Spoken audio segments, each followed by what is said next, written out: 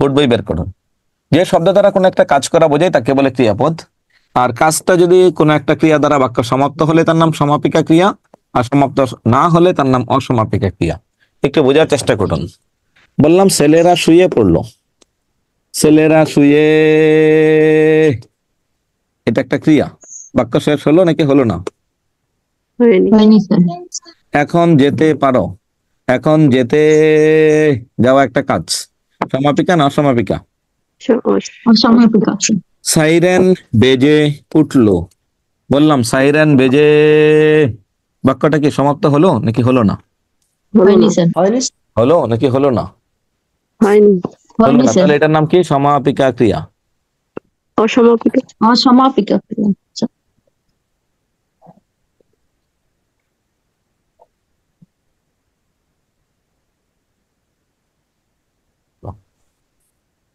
এখন আসুন, এটার নাম হচ্ছে কি? অসমাপিকা ক্রিয়া। আর যখনই আমি একটা ক্রিয়া দ্বারা বাক্যটা সমাপ্ত করে দেব তার নাম হচ্ছে সমাপিকা ক্রিয়া। ছেলেরা শুয়ে পড়লো, এখন যেতে পারো, সাদাকালি, সাইরেন বেজে উঠলো, পাশাপাশি, এটা ক্রিয়া ক্রিয়া ক্রিয়া। তাহলে এগুলো কোন ক্রিয়া? সমাপিকা ক্রিয়া। এগুলো কোন ক্রিয়া? অসমাপিকা। বুঝতে পারছেন তো? জি স্যার। কোন বাক্যে যদি পাশাপাশি দুটি ক্রিয়া থাকে তার নাম হচ্ছে যৌগিক ক্রিয়া। তাহলে এইগুলোর নাম হচ্ছে যৌগিক ক্রিয়া। যৌগিক মানে কি? এটাকে ভাঙ্গা বা বিশ্লেষণ করা যায়। তিনটা ক্রিয়া শেষ করলাম একসাথে, যেটাকে ভাঙ্গা বা বিশ্লেষণ করা যায়। বোর্ড বই দেখে একজনে বলেন যৌগিক ক্রিয়ার সংজ্ঞায় কি লিখছে। যদি একটা ক্রিয়া দ্বারা কাজ সমাপ্ত হয় তার নাম সমাপিকা ক্রিয়া, আর যদি সমাপ্ত না হয় অসমাপিকা ক্রিয়া। পাশাপাশি দুটি ক্রিয়া থাকলে তার নাম হচ্ছে যৌগিক ক্রিয়া। আপনাদের যে কার কাছে বই আছে আর কার কাছে বই নাই এটা বোঝাই মুশকিল। একটি অসমাপিক ক্রিয়া যদি একত্রে একটি বিশেষ বা সম্প্রসারিত অর্থ প্রকাশ করে তবে তাকে যৌগিক ক্রিয়া বলে। আবার বলুন। একটি সমাপিকা ও একটি অসমাপিক ক্রিয়া যদি একত্রে একটি বিশেষ বা সম্প্রসারিত অর্থ প্রকাশ করে তবে তাকে যৌগিক ক্রিয়া বলে। গুড। প্রথম শর্ত কি? একটি অসমাপিকা আর একটা কি? সমাপিকা। আবার বলুন, আবার বলুন, কি বলছেন? একটি অসমাপিকা আর একটা কি বলছেন? একটি অসমাপিকা। দেখেন তো আমার বোর্ডের সাথে মিলে কিনা। ছুঁয়ে অসমাপিকা, পড়লো সমাপিকা, মিলে? জি। এখন আপনি যদি বইয়ের সংজ্ঞার সাথে যান তাও মিলবে। বাস্তবতার ভিত্তিতে আসেন, মৌলিকরে ভাঙা যায় না, যৌগিকরে ভাঙা যায়। যেহেতু যৌগিকরে ভাঙা যায়, তাহলে এটার মধ্যে দুইটা ক্রিয়া থাকবে। প্রথমটা অসমাপিকা, সে বাক্য শেষ করতে পারতেছে না, বিদায় আরেকটা ক্রিয়া আসছে সমাপিকা। তাহলে দুইটা মিলে হলো যৌগিক ক্রিয়া। বুঝছেন? সমাপিকা ক্রিয়া সমাপ্ত হবে না, অসমাপিকা ক্রিয়া সমাপ্ত হবে না, সমাপিকা সে সমাপ্ত করবে। আর পাশাপাশি দুটা ক্রিয়া থাকলে তার নাম হচ্ছে যৌগিক ক্রিয়া। আশা করি সবাই বুঝতে পেরেছেন, এখানে কোনো সমস্যা নেই। সমস্যাটা হবে এখন থেকে সকর্মক ক্রিয়া, অকর্মক ক্রিয়া, দ্বিকর্মক ক্রিয়া। সকর্মক ক্রিয়া, অকর্মক ক্রিয়া, দ্বিকর্মক ক্রিয়া। আরেকজনের কমেন্টে লিখছেন স্যার যাদেরকে আনমিউট করেন তাদেরকে পরিবর্তন। জি করি, আমি 10 মিনিট পর পর ওটু করা হচ্ছে, আমার এখান থেকে করা হচ্ছে। এরপরে মাত্র 2 মিনিট আগে নতুন করে পেয়েছেন শম্পা রোজা, মুক্তামণি, রাইহান, 3 জন পেয়েছেন মাত্র 2 মিনিট আগে। আবার এরকম 2-4-5 জনকে মিউট করা হবে। আপনি খেয়াল রাখবেন, আপনার এখানে একটা নোটিফিকেশন যাবে, এটা একটু খেয়াল করবেন। নোটিফিকেশন যাবে, এটা খেয়াল করবেন। এরপরে আছেন সোনালী, মিউট আছেন না? মাঝে মাঝে এখান থেকে করা হবে, এখান থেকে করা হবে। ওকে, এখন আসুন সমাপিকা, অসমাপিকা, সমাপিকা, অসমাপিকা, সরি, সকর্মক, অকর্মক, দ্বিকর্মক। হ্যাঁ, এইগুলো একটু খেয়াল করবেন। কর্মের উপর ভিত্তি করে ক্রিয়াপদ 4 প্রকার। কোনটা সকর্মক, কোনটা অকর্মক, কোনটা দ্বিকর্মক। দেখুন, সকর্মক মানে একটা কর্ম থাকবে, অকর্মক কোনো কর্ম থাকবে না, দ্বিকর্মক 2টা কর্ম থাকবে। ওই থেকে একজনের সংজ্ঞা বলুন এই 3টার, বলুন। যে ক্রিয়ার কর্মপদ আছে কর্মক্রিয়া, আর হচ্ছে যে ক্রিয়ার কর্মপদ 2টি থাকে তাকে দ্বিকর্মক্রিয়া বলে। আর ক্রিয়ার সাথে কি বা কাকে প্রশ্ন করলে যে উত্তর পাওয়া যায় তাই ক্রিয়ার কর্মপদ। কর্মপদ যুক্ত ক্রিয়াই সকর্মক ক্রিয়া। আর যে ক্রিয়ার কর্ম নেই তা অকর্মক ক্রিয়া। যেমন মেয়েটি হাসে, কি হাসে বা কাকে হাসে প্রশ্ন করলে উদাহরণ করা দরকার নেই, শুধু সংজ্ঞা বলেন। যে ক্রিয়ার কর্ম নেই তা অকর্মক ক্রিয়া। আর যে ক্রিয়ার কর্মপদ আছে তাই সকর্মক্রিয়া, আর যে ক্রিয়ার দুইটি কর্মপদ থাকে তা দ্বিকর্মক্রিয়া। তিনটা শব্দ আবার বলুন, এই তিনটা। যে ক্রিয়ার কর্মপদ আছে তাই সকর্মক্রিয়া, যে ক্রিয়ার কর্ম নেই তাকে অকর্মক্রিয়া, আর যে ক্রিয়ার দুইটি কর্মপদ থাকে তাকে দ্বিকর্মক্রিয়া বলে।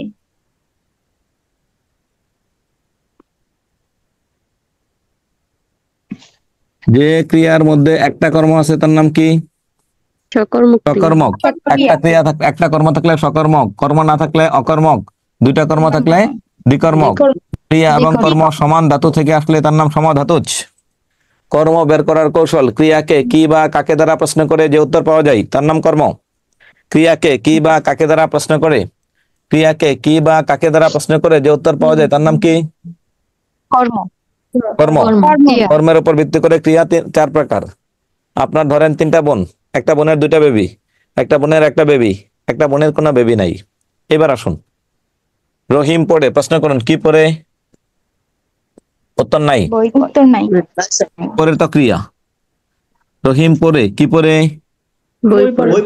রহিম আমাকে কলম দিল, কাকে দিল? আমাকে। কি দিল? বই। বই দিল, এটা হচ্ছে ক্রিয়া। হ্যাঁ, খুব এক ঘুম ঘুমিয়েছি, কি ঘুমিয়েছি? ঘুম। ঘুমটা হচ্ছে কর্ম, ঘুমিয়েছি এটা হচ্ছে ক্রিয়া। ঘুম এবং ঘুমিয়েছি দুইটার মূল ধাতুই হচ্ছে ঘুম। ক্রিয়া আর কর্ম যদি এক ধাতু থেকে আসে তবে তার নাম হচ্ছে কি? সমধাতুজ। ক্রিয়া আর কর্ম যদি একই ধাতু থেকে আসে তার নাম হচ্ছে সমধাতুজ। ক্রিয়া আর কর্ম যদি একই ধাতু থেকে আসে তার নাম হচ্ছে কি? সমধাতুজ। ক্রিয়া আর কর্ম একই ধাতু থেকে আসলে তার নাম হচ্ছে সমধাতুজ। এবার আসুন, রহিম পড়ে কি পড়ে? বই পড়ে। একটা কর্ম তাই এটা সকর্মক ক্রিয়া। রহিম পড়ে কোনো কর্ম নাই, এটার নাম অকর্মক ক্রিয়া। রহিম আমাকে কলম দিলেন, কাকে দিলেন? আমাকে। কি দিলেন? কলম।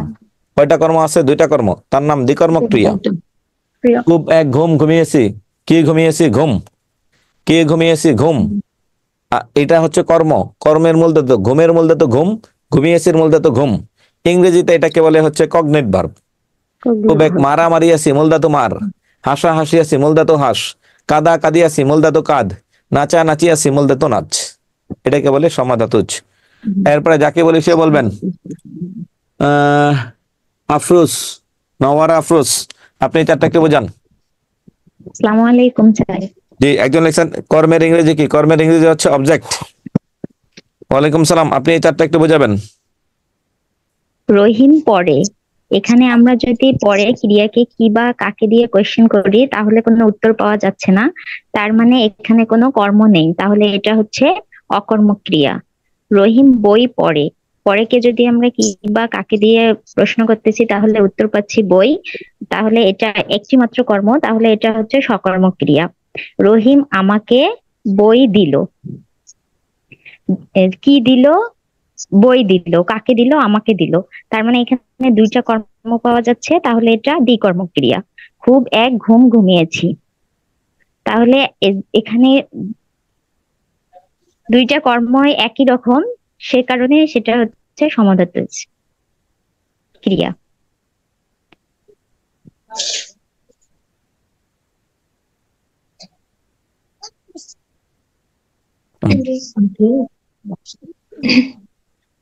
সোনালী, আপনি বলুন এই চারটা, বাকিরা বুঝছেন কিনা?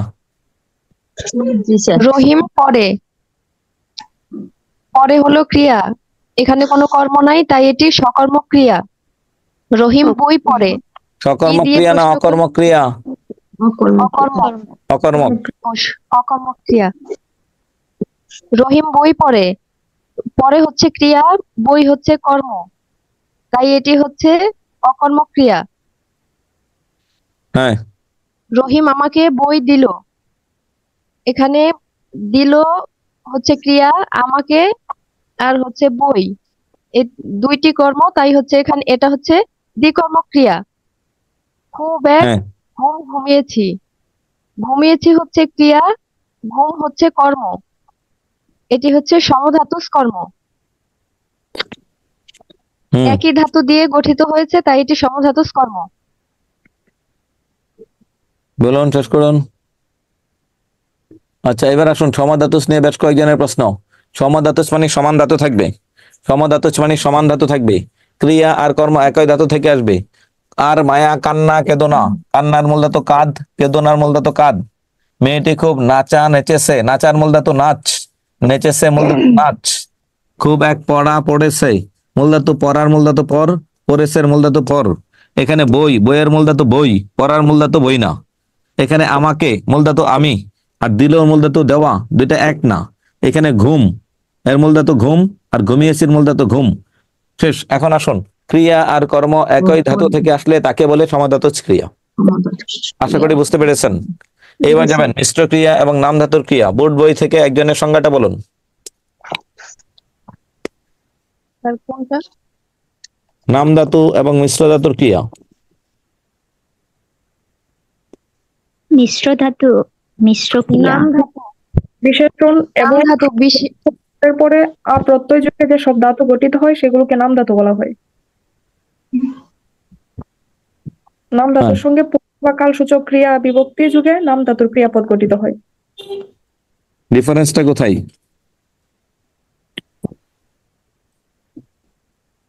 আবার বলুন। বিশেষণ এবং ধনাত্মক অপয়ের পরে প্রত্যয় যুগে যে সব ধাতু গঠিত হয় সেগুলোকে নাম ধাতু বলা হয়। জি। আর মিশ্র ধাতু? বিশেষ্য, বিশেষণ ও ধনাত্মক অব্যয়ের সঙ্গে অর, হ, দে, পা, যা, কাট, গা, ছাড়, ধর, মার প্রভৃতি ধাতু যোগে গঠিত ক্রিয়াপদ বিশেষ বিশেষ অর্থে মিশ্র ক্রিয়া গঠন করে। কি বুঝলেন? ডিফারেন্সটা কোথায়? নাম ধাতুতে শুধু প্রত্যয় যুক্ত বোর্ডে তাকান, আমার স্ক্রিনের দিকে তাকান। বিশেষ্য, বিশেষণ কিংবা অনুকারের পরে যদি আকার যুক্ত হয় তার নাম কি? নাম ধাতু। মনে রাখবেন, নামের মাঝখানে একটা আকার আছে, শব্দের শেষে আকার আসবে। কৌশল, নামের মাঝখানে একটা আকার আছে, নাম, নাম শব্দটা লিখতে আকার লাগে না? আর শব্দের শেষে একটা আকার থাকবে। যে শব্দের শেষে আকার যুক্ত হবে তার নাম হচ্ছে নাম ধাতুর ক্রিয়া। আকার যুক্ত হলে তার নাম হচ্ছে কি? নাম ধাতুর ক্রিয়া। আকার নাই, অন্য কোনো কিছু আছে, যা মন চাই তাই থাক, কর, দে, পা, খা, সার, এদেরকে বলে মৌলিক ধাতু। আকার না থেকে অন্য কোনো কিছু আসলে তার নাম হচ্ছে মিশ্র ধাতু। আকার নাই, অন্য কোনো কিছু থাকলে তার নাম হচ্ছে কি? মিশ্র ধাতুর ক্রিয়া। আচ্ছা, আপনারা কি আগে থেকে জানতেন যে আজকে সকালে ক্লাস আছে আপনাদের? জি স্যার। তাহলে আপনাদের উপস্থিতি এমন কেন? জি স্যার। আপনারা একটু আগে দেখলাম 350 জন, সরি 450 জন, এখন দেখি 480 জন। এই যে বাড়তেছেন, এই বাড়াটা অশনি সংকেত। এই যে একটু আগে যখন আমি দেখলাম কে জানি 11:30 কথা বলছি, তখন দেখলাম কত? 440, এখন 480। এই যে অতিরিক্ত 40 জন আসছেন, এরা তো পদের কিছু বুঝবেন না। মাঝখানে ঢুকলে তা আসলে বোঝা যায় না, এটা কঠিন। এখনই এনারা কি বলবেন জানেন? যে স্যার প্রথম থেকে বোঝান, করবো তো বিপদে আমি, এবং সাথে আপনারা আগে থেকে যারা ছিলেন এরা সবাই মিললে বিপদে পড়বেন। স্যার খালি একটাই বুঝান, স্যার সামনে যান না কেন? এখন আসুন, যদি মনে রাখবেন বিশেষ্য, বিশেষণ, অনুকার, এই তিনটার পরে আকার যদি আসে তাহলে নাম ধাতু। আকার নাই, আকারের জায়গায় অন্য মৌলিক ধাতু আসছে তাহলে তার নাম মিশ্র ধাতুর ক্রিয়া। বুঝেন? শিক্ষক ছাত্রকে বেতাচ্ছে, এগুলো বিশেষ্য। বেত একটা নামপদ, এরপরে বিশেষ্য প্লাস তাহলে তার নাম কি? নাম ধাতু। নাম ধাতুর ক্রিয়া। ধমক একটা বিশেষণ, এরপরে আকার যুক্ত হয়ে একটা ক্রিয়া হয়েছে, বিশেষণ প্লাস নাম ধাতুর ক্রিয়া। শীতে ছেলেটি কনকনাচ্ছে, কনকন একটা অনুকার, এরপরে কি আছে? অনুকার প্লাস অনুকার প্লাস অনুকার প্লাস তাহলে তার নাম কোন ধরনের ক্রিয়া? নাম ধাতুর ক্রিয়া। যোগ, বিয়োগ, গুণ, ভাগ, যত সংখ্যা আছে, যত নাম আছে, সব বিশেষ্য। এটা বিশেষ্য, এরপরে কর মৌলিক ধাতু, আকার নাই। তাহলে বিশেষ্য প্লাস মৌলিক ধাতু, মিশ্র ধাতুর ক্রিয়া। তাকে দেখে আমার লজ্জা করে, লজ্জার আকার কিন্তু অতিরিক্ত না, আকার বাদ দিলে মূল শব্দ থাকে লজ্জ, এটা কোনো শব্দই হলো না, মূল শব্দটাই লজ্জা, এরপরে কর মৌলিক ধাতু। তাহলে কি হলো? লজ্জা কর, বিশেষণ প্লাস একটা মৌলিক ধাতু, তাহলে এটার নাম মিশ্র ধাতুর ক্রিয়া। কনকন একটা অনুকার, এরপরে কর আছে, কর থাকলে এটার নাম হচ্ছে কনকন, অনুকার প্লাস মৌলিক ধাতু, মিশ্র ধাতুর ক্রিয়া। কনকনের পরে আকার থাকলে নাম ধাতুর ক্রিয়া, আর যদি আকার না থেকে অন্য কোনো কিছু থাকে তার নাম হচ্ছে মিশ্র ধাতুর ক্রিয়া। অন্য কিছু থাকলে সেটা মৌলিক ধাতু, আর মৌলিক ধাতু থাকলে তার নাম হচ্ছে মিশ্র ধাতুর ক্রিয়া। বুঝতে পারছেন? ওকে, ঠিক আছে। একজন জুবায়েদ, আমি আপনাকে উদ্দেশ্য করে এই জন্য বলছি, আপনারা মাঝে মাঝে এসে আমাকে কমেন্ট করে শোনাচ্ছেন স্যার শুরু থেকে শুরু করেন, এই জন্য আমি আন্তরিকভাবে দুঃখিত। আপনাদেরকে আমি ব্লেম দিচ্ছি না, কিন্তু এটা আমার জন্য একটু কঠিন। জি, বুঝতে পারছি। এরপরেও যুক্ত হয়েছেন, যতটুকু দেখতে পাচ্ছেন ততটুকু তো বুঝতে পেরেছেন, বুঝতে পারবেন। যতটুকু দেখতে না পারবেন সেটা রেকর্ডটা দেখে নেবেন। এটা হচ্ছে মূল বিষয়। এটা আমাকে একজনে বোঝাবেন, কে পারবেন? স্যার আমি বলি, বলুন। নাম ধাতু আর মিশ্র ধাতু। নাম ধাতু হচ্ছে বিশেষ্য, বিশেষণ বা অনুকার প্লাস আ থাকলে তাইলে নাম ধাতু। আর বিশেষ্য এছাড়া আ ছাড়া অন্য কোনো ধাতু থাকলে, মৌলিক ধাতু থাকলে মিশ্র মিশ্র ক্রিয়া। যেমন বেতাচ্ছে, এখানে বেত একটা বিশেষ্য, এর সাথে আ ধাতু যুক্ত হয়ে নাম ধাতু। আবার ধমকাচ্ছে, এখানে ধমক হচ্ছে বিশেষণ, এর সাথে আ ধাতু যুক্ত হয়ে এটা হচ্ছে নাম ধাতুর ক্রিয়া। জি, তারপর হচ্ছে কনকাচ্ছে, এটা হচ্ছে অনুকার, এর সাথে আ ধাতু যুক্ত হয়ে কনাচ্ছে, তাই এজন্য এটা হচ্ছে নাম ধাতুর ক্রিয়া। তারপর হচ্ছে যোগ করো, যোগ করো এটা হচ্ছে বিশেষ্য, এর সাথে কর হচ্ছে মৌলিক ধাতু, তাই এটি হচ্ছে মিশ্র ধাতুর ক্রিয়া। লজ্জা কর, লজ্জা একটা বিশেষণ, তাই এর সাথে কর মৌলিক ধাতু যুক্ত হয়ে তাই এটি হচ্ছে মিশ্র ধাতুর ক্রিয়া। কন কন কন করছে, এখানে কন কন হচ্ছে অনুকার, এর সাথে মৌলিক ধাতু হচ্ছে কর, তাই এটি হচ্ছে মিশ্র ধাতুর ক্রিয়া, কন কন করছে। গুড। মহবুল বোঝান, এই দুটা লাইন বোঝান।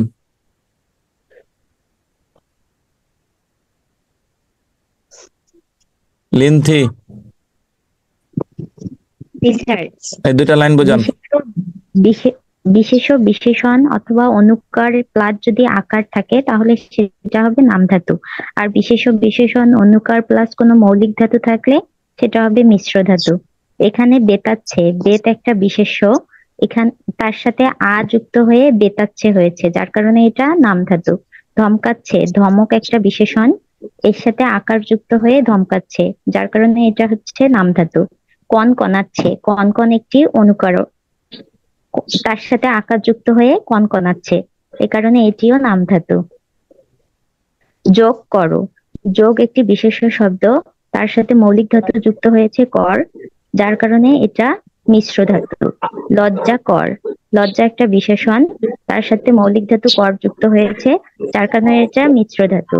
কনকন একটি অনুকর শব্দ, তার সাথে যুক্ত হয়েছে করছে, যেটা একটি মৌলিক ধাতু, তার কারণে এটা হয়ে গেছে মিশ্র ধাতু। অনেক কঠিন। না স্যার, রুজি, আপনি একটু বলুন, মৌলিক ধাতু আর মিশ্র ধাতুর মধ্যে আসলে, ওয়ালাইকুম সালাম, আসলে পার্থক্যটা ঠিক কোথায়?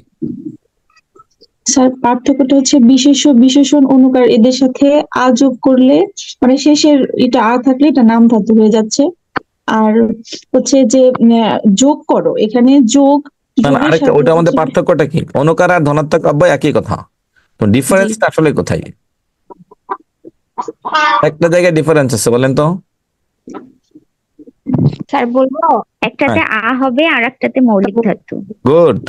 একটা শেষে আকার হবে, আর একটা হচ্ছে আকার না হয়ে মৌলিক ধাতু হবে, এতটুকু ডিফারেন্স। বুঝতে পারছেন? জি স্যার। আচ্ছা, লাস্টে দেখুন একটা প্রযোজক ক্রিয়া আছে। প্রযোজক মানে পরিচালক। একটা বাক্যে একজনে বলে দিবে, আরেকজনে কাজ করবে। একটা বাক্যে একজনে বলে দিবে, আরেকজনে কাজ করবে, এরকম বাক্য যদি থাকে তাহলে তার নাম হচ্ছে প্রযোজক ক্রিয়া। একজনে বলে দিবে, আরেকজনে কাজ করবে। মা ছেলেকে ভাত খাওয়াচ্ছে, মা খায় না, মা খাওয়াই, এটাকে বলে প্রযোজক ক্রিয়া। মা খাবে না, মা শুধু খাওয়াবে। শিক্ষক ছাত্রকে বই পড়াচ্ছে, শিক্ষক সে নিজে পড়ে না, ছাত্র পড়ে। একজন বলে দেয়, আরেকজনে কাজ করে, এটার নাম হচ্ছে কি? প্রযোজক। একজন বলে দেবে, আরেকজনে কাজ করবে, সেটার নাম হচ্ছে কি? প্রযোজক। এটা একটু মনে রাখবেন। এই হচ্ছে আমাদের ক্রিয়াপদ। তাহলে আমরা এতক্ষণ পর্যন্ত প্রায় 1 ঘন্টা সময় ধরে 2টা পদ পড়লাম। কেন এত বিস্তারিত কেন? তাহলে পদের, আমরা ক্রিয়াপদের 10টা প্রকার পড়েছি: সমাপিকা, অসমাপিকা, সকর্মক, অকর্মক, দ্বিকর্মক, সমাধাতুজ, যৌগিক, মিশ্র, নামদ্বীপ, নামধাতু, প্রযোজক। ক্রিয়াপদের মধ্যে 10টা প্রকার পড়েছি। অব্যয়ের মধ্যে কি পড়েছিলাম? সমুচ্চয়ী, অনন্যয়ী, অনুসর্গ, অনুকার। সমুচ্চয়ের মধ্যে আবার 3টা, পরীক্ষায় মাঝে মাঝে আসে। কোনটা সংযোজন, কোনটা সংযোজক, কোনটা বিয়োজক, কোনটা সংকোচক, এটা পরীক্ষায় আসে। দেখছেন শব্দ করেন কেন? হ্যাঁ, কথা বলেন, কে কথা বলা যাবে না?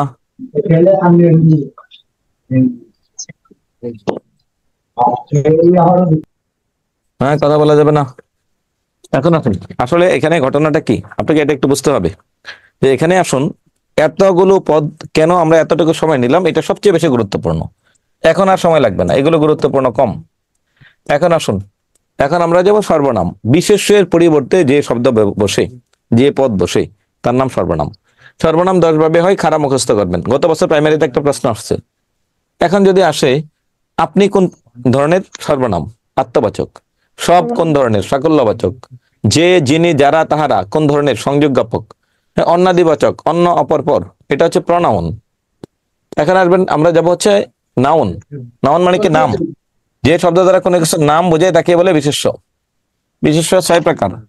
সংজ্ঞাবাচক বিশেষ্য, স্পেসিফিক কোন নাম বোঝাবে। পদ্মা, বক, স্পেসিফিক। এরপরে হচ্ছে রনি, স্পেসিফিক। রনির জাত কি? কথা বলবেন। মানুষ। বকের জাত কি? পাখি। পশু, পাখি। পদ্মার জাত কি? নদী। নদী। কয়েকটা নদী একসাথে মিললে আমরা তারা কি বলি? মোহনা। কয়েকটা পাখি একসাথে আসলে তারা আমরা কি বলি? কয়েকজন মানুষ একসাথে হলে আমরা তাকে কি বলি? এটাকে বলে সমষ্টিবাচক বিশেষ্য। মাটি, পানি, লবণ, চিনি এদেরকে বলে দ্রব্যবাচক বিশেষ্য। ভাববাচক বিশেষ্য, দেখার কাজ এটাকে বলে দর্শন। শোয়ার কাজ এটাকে বলে শয়ন। খাওয়ার কাজ এটাকে বলে ভোজন। নাচার কাজ এটাকে বলে নর্তন। এটাকে বলে ভাববাচক। ইংরেজিতে বলে ভার্বাল নাউন। ইংরেজিতে বলে ভার্বাল নাউন। গুণবাচক বিশেষ্য, তরলের গুণ কি? তারল। তরুণের গুণ কি? তারুণ্য। তারুণ্য। মধুর গুণ কি? মধুরতা, তিক্ততা। কোন কিছুর নাম বুঝাইলে তার নামই হচ্ছে কি? বিশেষ্য। কোন কিছুর নাম বুঝাইলেই বিশেষ্য। এরপরে আসুন, এই নামের সম্পর্কে দোষ, গুণ, অবস্থা, সংখ্যা, পরিমাণ 5টা জিনিস বোঝাবে। দোষ, গুণ, অবস্থা, সংখ্যা, পরিমাণ, তার নাম বিশেষণ। দোষ, গুণ, অবস্থা, সংখ্যা, পরিমাণ তাকে বলে বিশেষণ। এই বিশেষণ 2 প্রকার, একটা নাম নাম বিশেষণ, একটা নাম ভাব বিশেষণ। নাম বিশেষণের ইংরেজি কি?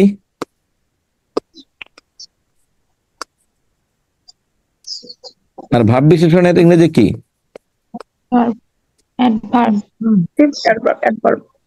এইটা শুধু 2টার দোষ বা গুণ বোঝাবে। একটা হচ্ছে বিশেষ্য আর একটা হচ্ছে সর্বনাম। এই 2টার দোষ বা গুণ বোঝাইলে তার নাম হচ্ছে নাম বিশেষণ। এই 2টা ছাড়া অন্য কিছুর দোষ বা গুণ বোঝাইলে তার নাম হচ্ছে ভাব বিশেষণ। একজনে বোঝান, 2টার সংজ্ঞা বলছি, কে বোঝাতে পারবেন? আচ্ছা, বোঝান। বিশেষ্য এবং সর্বনাম পদের যদি দোষ, গুণ, সংখ্যা, অবস্থা, পরিমাপ ইত্যাদি বোঝানো হয় তাহলে নাম বিশেষণ হবে।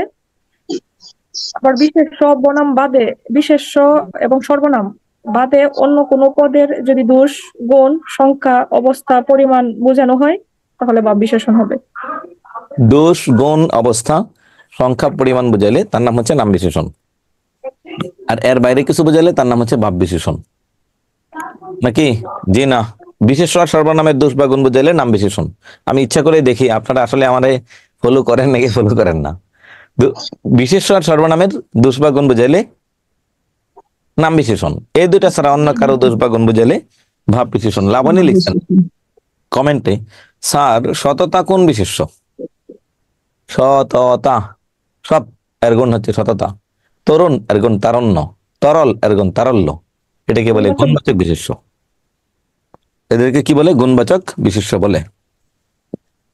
এখন আমরা যাব নাম বিশেষণ। এটা আমার পড়ানোর কিছু নাই, 10 ভাবে হয়। বোর্ড বই, লেকচার শিট ফলো করলেই হবে। নাম বিশেষণ 10 ভাবে হয়। কি কি 10 ভাব? দেখুন, অবস্থাবাচক, রূপবাচক, গুণবাচক, সংখ্যাবাচক, ক্রমবাচক, পরিমাণবাচক, লাস্টে হচ্ছে নির্দিষ্টতাবাচক। সরাসরি প্রশ্ন আসবে এখান থেকে, এই সেই কোন ধরনের বিশেষণ? নির্দিষ্টতা জ্ঞাপক। 16 আনা সিকি পথ, অংশবাচক। 2 কিলোমিটার রাস্তা, পরিমাণবাচক। এটা এটা মুখস্থ করবেন। বোঝানোর বিষয় হচ্ছে এটা ভাব বিশেষণ। একজন বই দেখে বলেন ভাব বিশেষণ কি, সংজ্ঞাটা বলুন। একজনে ভাব বিশেষণের সংজ্ঞা বলবেন।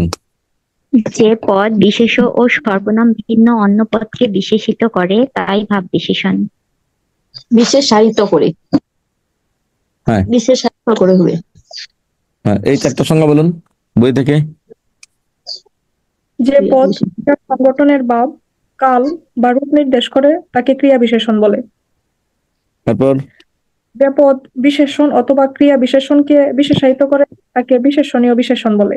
হ্যাঁ যে বিশেষণ অব্যয় পদ অথবা অব্যয় পদের অর্থকে বিশেষিত করে তাকে অব্যয়ের বিশেষণ বলে। হুম কোনো বিশেষণ পদ একটি সম্পূর্ণ বাক্যকে বিশেষায়িত করে, তখন তাকে বাক্যের বিশেষণ বলা হয়। আরেকজনে বলুন এই চারটা, উনি যা বলছে।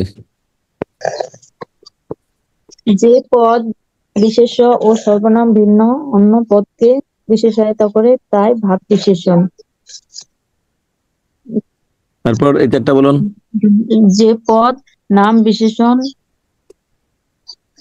বিশেষণ অথবা ক্রিয়া বিশেষণকে বিশেষায়িত করে তাকে বিশেষণী ক্রিয়া বিশেষণের সংজ্ঞা বলুন। সরি স্যার, যে পদ ক্রিয়া সংগঠনের ভাব, কাল বা রূপ নির্দেশ করে তাকে ক্রিয়া বিশেষণ বলে। যে পদ নাম বিশেষণ অথবা ক্রিয়া বিশেষণকে বিশেষায়িত করে তাকে বিশেষণীয় বিশেষণ বলে। যে ভাব বিশেষণ অব্যয় পদ অথবা অব্যয় পদের অর্থকে বিশেষায়িত করে তাকে অব্যয় বিশেষণ বলে। কখনো কখনো কোনো বিশেষণ পদ একটি সম্পূর্ণ বাক্যকে বিশেষায়িত করতে পারে, তখন তাকে বাক্যের বিশেষণ বলা হয়। এখন আসুন সহজ কথা যদি বলি, একটা বিশেষণ যদি অন্য আরেকটা বিশেষণের দোষ বা গুণ বলে তার নাম বিশেষণের বিশেষণ। একটা বিশেষণ যদি ক্রিয়ার দোষ বা গুণ বলে ক্রিয়া বিশেষণ। একটা বিশেষণ যদি অব্যয়ের দোষ বা গুণ বলে অব্যয়ের বিশেষণ। একটা বিশেষণ যদি কোনো একটা বাক্যের দোষ বা গুণ বলে তাকে বলে বাক্যের বিশেষণ। এবার আসুন, দ্রুত চলে, দ্রুত এটা বিশেষণ, চলে এটা কি? ক্রিয়া। একটা বিশেষণ যখন একটা ক্রিয়ার দোষ বা গুণ বলে তারে কি বলে? ক্রিয়া ক্রিয়া বিশেষণ। দ্রুত চলে, দ্রুত চলে, দ্রুত চলে। দ্রুত একটা বিশেষণ, দ্রুত একটা বিশেষণ, চলে একটা ক্রিয়া। একটা বিশেষণ যখন একটা ক্রিয়ার দোষ বা গুণ বলে তাকে বলে ক্রিয়া বিশেষণ। রকেট দ্রুত চলে, আমি বললাম না রকেট অতি দ্রুত চলে, অতি একটা বিশেষণ, দ্রুত একটা বিশেষণ। তাহলে একটা বিশেষণ যখন আরেকটা বিশেষণের দোষ বা গুণ বোঝাই তবে তাকে কি বলে? বিশেষণের বিশেষণ। আচ্ছা, সামান্য একটু দুধ দাও, সামান্য একটু ব্যথা পেয়েছি, সামান্য একটা বিশেষণ, একটু একটা বিশেষণ। একটা বিশেষণ যখন আরেকটা বিশেষণের দোষ বা গুণ বোঝাই তাকে বলে বিশেষণের বিশেষণ। 3 ধিক এটা হচ্ছে অব্যয় পদ, আর শত এটা হচ্ছে একটা বিশেষণ। একটা বিশেষণ যখন একটা অব্যয়ের দোষ বা গুণ বোঝাই তাকে বলে অব্যয়ের বিশেষণ। সৌভাগ্যক্রমে এবার চাকরি পেলাম, সৌভাগ্যক্রমে শব্দটা দ্বারা পুরো বাক্যকে বিশেষায়িত করতেছে, তাই এটাকে বলে বাক্যের বিশেষণ। এই চারটা বুঝতে পারেন কিনা? স্যার এলোমেলো হচ্ছে, কে বলছেন এলোমেলো হচ্ছে? ফাতেমা তো জোহরা, হাত তোলেন। ফাতেমা তো জোহরা, হাত তোলেন। এর আগে আমাকে এটা বোঝাবেন, কে পারবেন? এই চারটা উদাহরণ বোঝান। পারবো স্যার। জি স্যার ক্রিয়া বিশেষণ, জি দ্রুত চলে। স্যার চলে হচ্ছে ক্রিয়া, এই ক্রিয়াটাকে বিশেষণ অর্থাৎ দ্রুত দ্বারা বিশেষায়িত করা হচ্ছে, তাই স্যার এটা দ্রুত হচ্ছে ক্রিয়া বিশেষণ। বিশেষণের বিশেষণ, রকেট অতি দ্রুত চলে, এখানে স্যার দ্রুত নিজেই একটা বিশেষণ। এখন দ্রুতকে অতি শব্দ এসে এখানে অতিটা হচ্ছে বিশেষায়িত করতেছে স্যার। সে কারণে স্যার এটা হচ্ছে বিশেষণের বিশেষণ। সামান্য একটু, একটু হচ্ছে স্যার বিশেষণ, আর একটুকে আবার বিশেষায়িত হচ্ছে সামান্য, সে কারণে স্যার এটা হচ্ছে বিশেষণের বিশেষণ। তারপর অব্যয়ের বিশেষণ স্যার হচ্ছে ধিক, অব্যয় এবং শত হচ্ছে স্যার বিশেষণ। এখানে স্যার ধিক অর্থাৎ অব্যয়কে বিশেষায়িত করছে শত, এটা হচ্ছে স্যার অব্যয়ের বিশেষণ। তারপর বাক্যের বিশেষণ, সৌভাগ্যক্রমে এবার আমি চাকরি পেলাম, এটা হচ্ছে পূর্ণ বাক্য স্যার। এই বাক্যটাকে পুরোটাই মডিফাই করছে বা বিশেষায়িত করছে স্যার সৌভাগ্যক্রমে, তাই এটা স্যার বাক্যের বিশেষণ। জি স্যার। পদ প্রকরণ আমরা জাস্ট 5 মিনিটে পুরো পদ প্রকরণ ডিভিশন দিব। তার আগে আমরা একটু দেখে আসছি বাকি অংশটুকু। পদ প্রকরণ পুরো পদকে আমরা রিভিশন দেব। পুরো পদ প্রকরণ প্রথম থেকে। পদ কাকে বলে? পদ বাক্যে ব্যবহৃত প্রত্যেকটি অর্থবোধক শব্দ একটি পদ। পদ প্রথমত 2 প্রকার, একটা সব্যয় একটা অব্যয়। সব্যয় মানে কি যার ব্যয় আছে বা চেঞ্জ আছে, পরিবর্তন আছে, তাকে বলি সব্যয়। যার পরিবর্তন নাই অব্যয় পদ। সব্যয় পদ 4 প্রকার। এক বিশেষ্য, কোনো কিছুর নাম বুঝাইলে বিশেষ্য। স্পেসিফিক নাম বোঝাইলে সংজ্ঞাবাচক, ওই নামের জাতি বোঝাইলে জাতিবাচক, কয়েকটাকে বোঝাইলে সমষ্টিবাচক, মাটি পানি লবণ চিনি দ্রব্য বোঝাইলে দ্রব্যবাচক, দেখার ভাব দর্শন, শোয়ার ভাব শয়ন, খাওয়ার ভাব ভোজন, মধুরতা তিক্ততা দোষ বা গুণ বোঝাইলে গুণবাচক। নাম বিশেষণ মানে বিশেষ্য সর্বনামের দোষ বা গুণ বোঝাবে, এটা হয় 10 প্রকার। ভাব বিশেষণ মানে বিশেষ্য সর্বনাম ভিন্ন, এই 4টা দোষ বা গুণ বোঝাবে।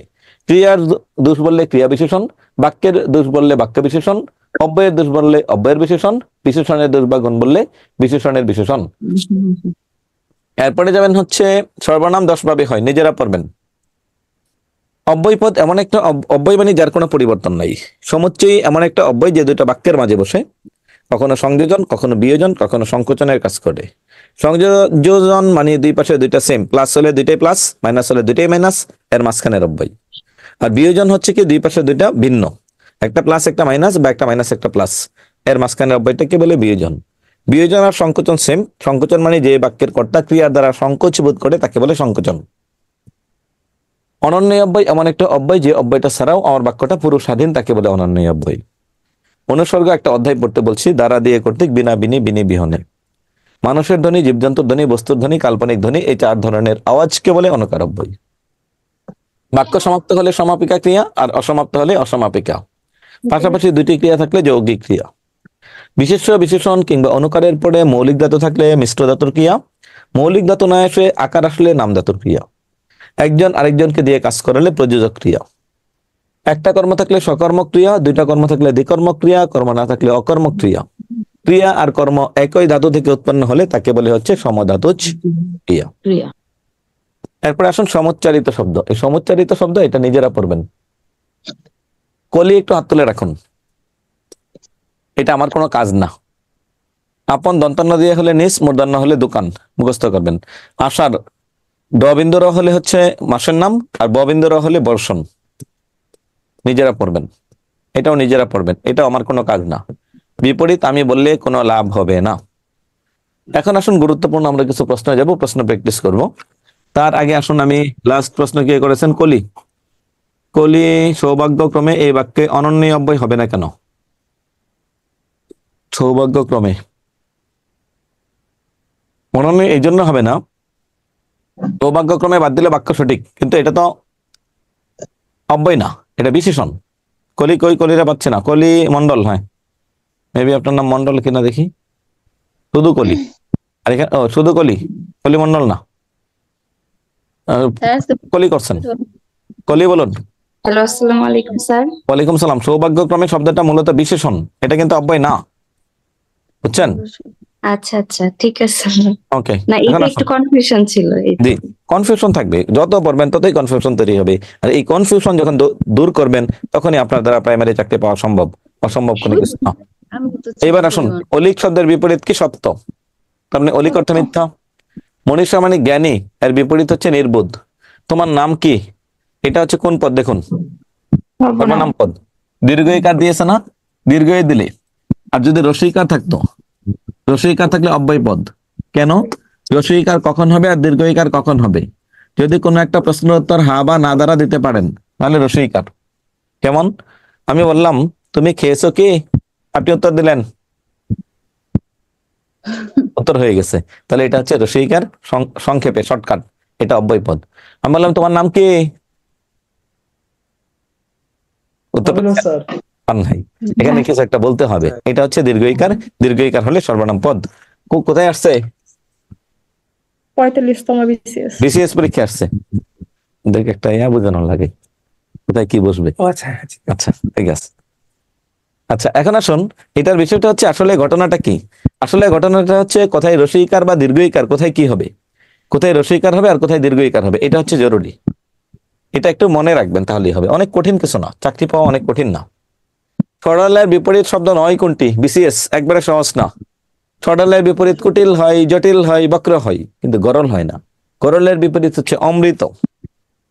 বাক্যের ক্ষুদ্রতম অংশকে কি বলে? এখানে ভুল আছে, এটা হবে ধ্বনি।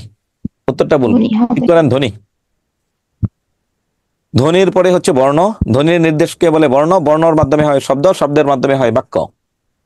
তুমি না বলেছিলে আগামীকাল আসবে, এখানে না শব্দটা কোন অর্থ বোঝায়? হাবোধক অর্থ বোঝায়। মানে গতকালকে বলছিল যে আগামীকাল আসবে আপনার মেহমান, আগেই চলে আসছে, আপনি দেখে বললেন এই তুমি না বলছিলে আগামীকাল আসবে, আজকে আসলা কেন? তাহলে এরকম না, আজকে আসলা কেন এটা তারা প্রশ্ন করবেন না, তাহলে আপনি শুধু বলবেন তুমি না বলছিলে আগামীকাল আসবে। আচ্ছা, এরপরে আসুন, কোন শব্দটি বিশেষ্য পদ? জীবন, আর বিশেষণ কি? জীবনী।